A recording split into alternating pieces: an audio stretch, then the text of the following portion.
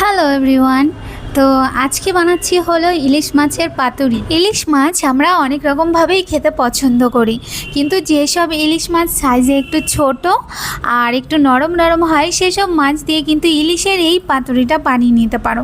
তাতে করে মাছের স্বাদটা আরও বেড়ে যাবে।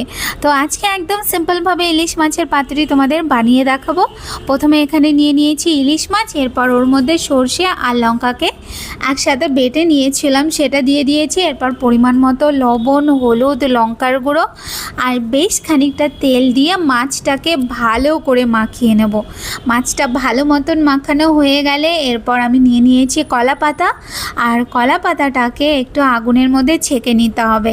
এরপর কলা পাতাটাকে একটা প্যানের উপরে দিয়ে তারপরে ওর মধ্যে মেখে রাখা যে মাছটা ছিল সেটা দিয়ে দেবো, আর মাছের যে মশলাটা সেটাও দিয়ে দেবো। এরপর বাটি ধোয়া সামান্য একটু জল দিয়ে এরপর মাছটাকে ভালো করে সাজিয়ে দিয়ে ওর ওপর থেকে কয়েকটা চেরা কাঁচা লঙ্কা দিয়ে এরপর ঢাকা দিয়ে বেশ খানিকটা সময় নিয়ে এটাকে রান্না করে নিতে হবে।